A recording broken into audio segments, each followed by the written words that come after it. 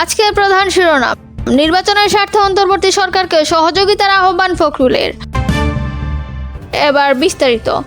নির্বাচনের স্বার্থে অন্তর্বর্তী সরকারকে সহযোগিতার আহ্বান ফখরুলের।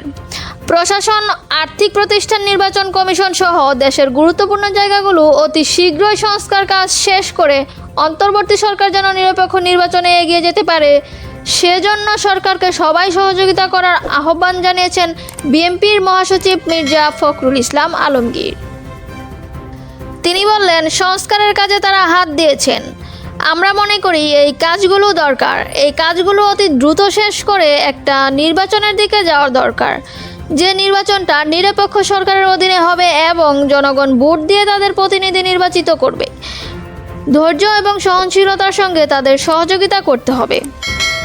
আওয়ামী লীগের নেতৃত্বাধীন সরকারের টানা 15.5 বছরের শাসনে অবসানের পর মোহাম্মদ ইউনূসের নেতৃত্বে শপথ নেওয়ার অন্তর্বর্তী সরকার 1 মাস সময়ের বেশি পার করেছেন।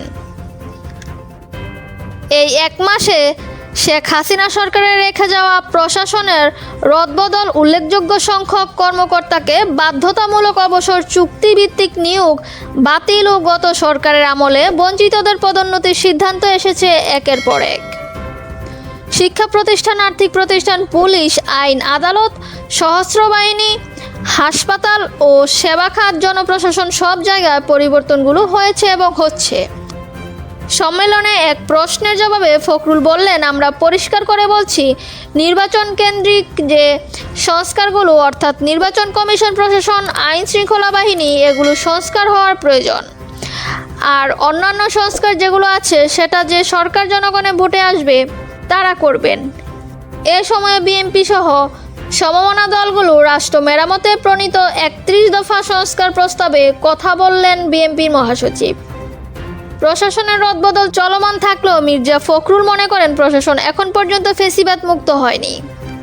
তিনি বললেন, এই ফেসিবাদ মুক্ত হতে না পারার প্রধান কারণ হচ্ছে এত ডিপ রুটে চলে গেছিল ফেসিবাদ যে সেখান থেকে ফেসিবাদী বিরোধী লোকজনকে খুঁজে বের করা কঠিন হয়েছে। এখানে আমাদের যেটা প্রয়োজন সেটা হলো ঐক্য অটুট রাখা, ধৈর্য রাখা, এই সরকারের সমস্ত কাজের সমর্থন দিয়ে এগিয়ে নেওয়া। এতক্ষণ সঙ্গে থাকার জন্য ধন্যবাদ।